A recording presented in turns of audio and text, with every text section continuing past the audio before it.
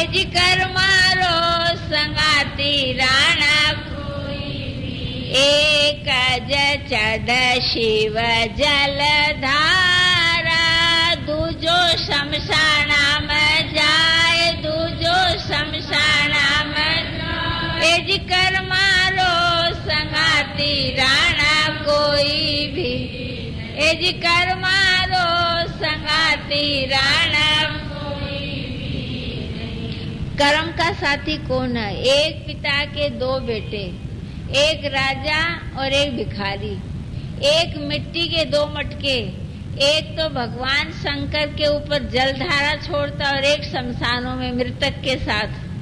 तो इसको कौन जान सकता है? एक डाल पर फूल, एक फूल मृतक पर, एक फूल भगवान के श्रृंगार के लिए और हार के रूप में, माला के रूप में सज जाता है। तो हे पाटम दे, मेरे कर्म की रेख को कौन बदल सकता है? पाटम दे कर्म की रेखाए जाने नहीं देवता, पाटम दे माता मोकंगला की मात कहाँ चलाई। तो बोले मेरे कर्म की रेख को कौन जान सकता? मैं तो कंगला हूँ, भिखारी हूँ, तू सोच के तो देख मेरे को कौन जान सकता है? मेरे कर्मों को मैं ही नहीं जान सकता।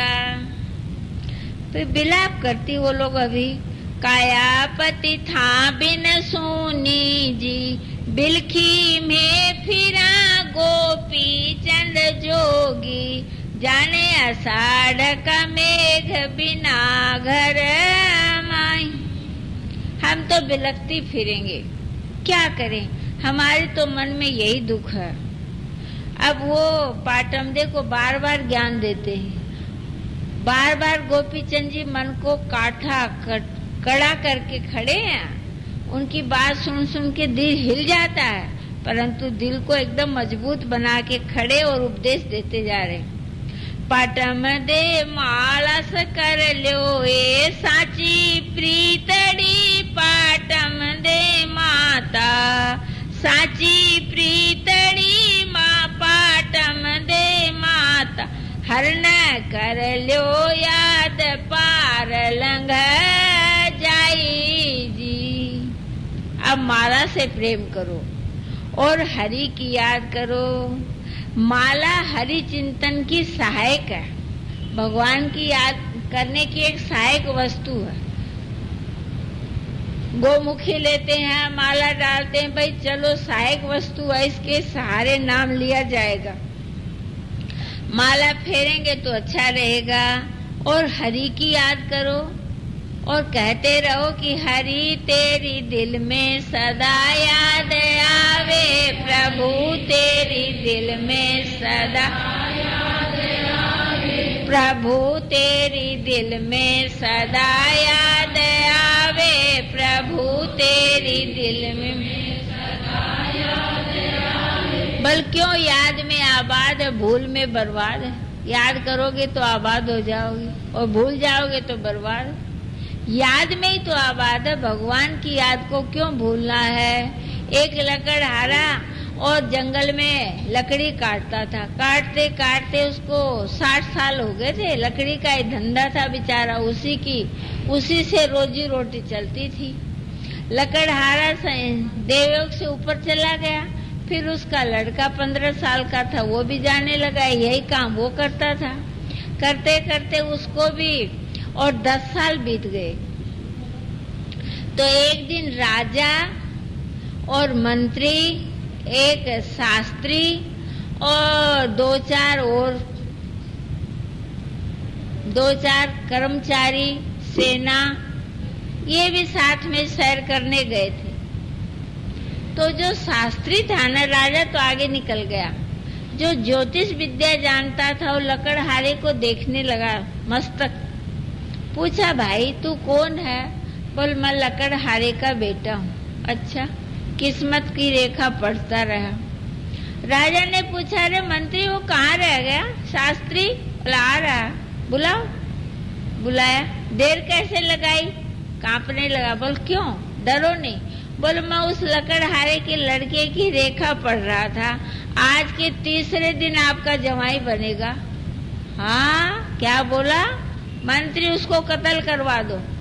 बोल देखिए, ऐसे कत्ल करवाने से पाप लगेगा। समझदार लोगों को पहले सोचना चाहिए, विचार पूर्वक कत्ल करवाएंगे, ऐसे कैसे करवा देंगे? फिर राजा का क्या? राजा तो रक्षक होता कि आप भक्षक बन जाएंगे। हठात कैसे मारा जाएगा? पहले उसको दोषी ठहराएं, अपराधी ठहराएं, तब दंड दें।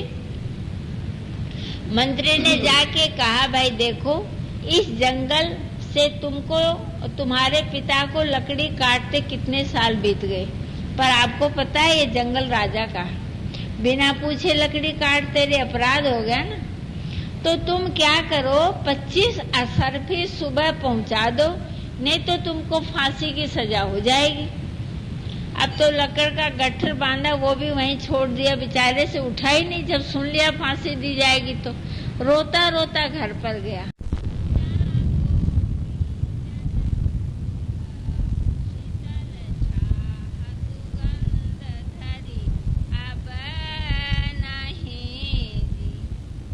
चंदन के वृक्ष भी सूने हो गए। अब कहाँ बैठ के ठंडी ठंडी छाया लेंगे? सुगंध वाली छाया नहीं रही। राजेश्वर शुर तरु सांचा जी, माता ने उपाड़िया छत्रधारी ओ राजा, तास तल दर पूर रहो छ घर माही। माता मैनावती ने हमारा एक वृक्ष उखाड़ दिया। अब तो सब सुना, बेकार है, सब राजमहल सब बेकार।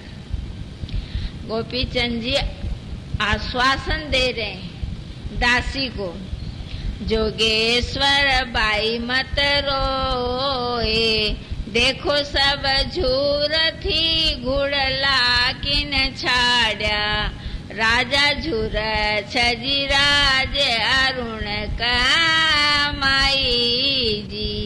गोपी चंद गादी तो सुनी जी, खिड़की जड़ गई महला की ओ राजा, खावण दौड़ छराज सकल रजवाई।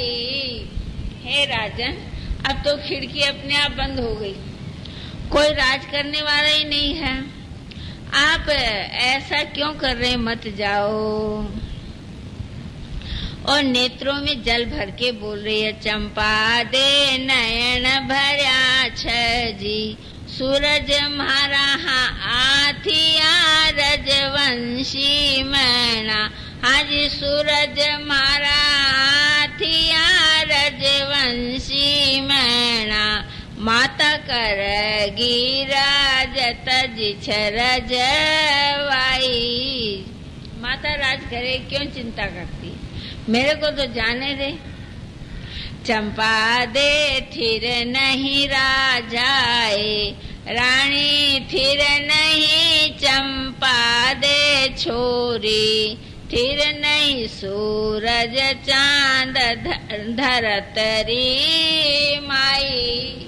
न राजा थी न रानी थी, राम गयो रावण गयो, जाको बहु परिवार सब तो चले गए। रज्जब रोवे कौन को, हंसे सो कौन विचार, गए सो आवन के नहीं, रहे सो जावन हार। रज्जब जी ने कहा, किस लिए रोता है? जो चले गए सो आएंगे नहीं, जो हैं सो निश्चय जाएंगे, इसलिए विलाप करना बेकार है। वो कहती है, वो गोपीचंद जी कहते हैं, चंपा दे लिखी तो फकीरी जी, मेरी माता प्रबोधिया चंपा दे दासी, कछुक पड़ी ठीक जगत दुख दाई। माता ने चेता दिया और अच्छा किया और फकीरी दे दी, और अब मेरे को थोड़ा थोड़ा प्रकाश मिला कि संसार दुख रूप है। ये संसार बड़ो दुखदाई, या में चित्त गड़ो मतराई। मैंने समझ लिया संसार दुख रूप है, इसलिए इस दुखदाई जगत में क्यों फंसना है।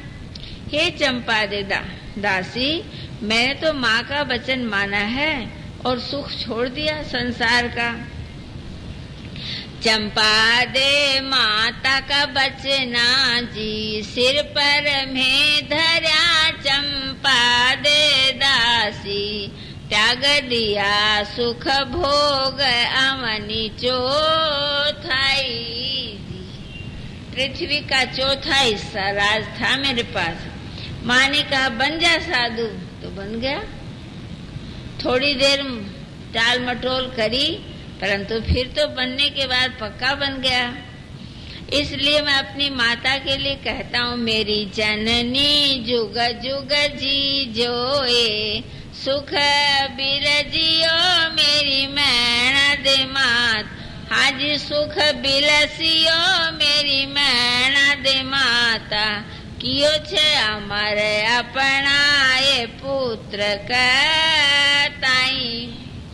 मेरी माता को धन धन है, मेरी माता ने बहुत अच्छा किया। जननी जने तो भक्त जन कह दाता कह सूर, नहीं तो जननी बांझ रहे काहे गंवावे नूर। ठीक ही कहावत है, जननी यदि जन्म दे संतान को तो भक्त पैदा करे, सूरवीर पैदा करे, देशभक्त पैदा करे, संत का भक्त पैदा करे। तो माँ ने तो मेरे साथ अच्छा ही किया। ऐसी माँ सबको मिलो। चंपा दे धरती पर आ जाए, केता खप गया चंपा दे दासी, अमर किसी को नाम रहो अब नहीं। कितने राजा हो गए चले गए, किसी का नाम अमर में अमर नहीं रहा, कोई जानता ही नहीं है। ऐसे ही संसार में जो आए हैं सो जाएंगे। तो माता ने तो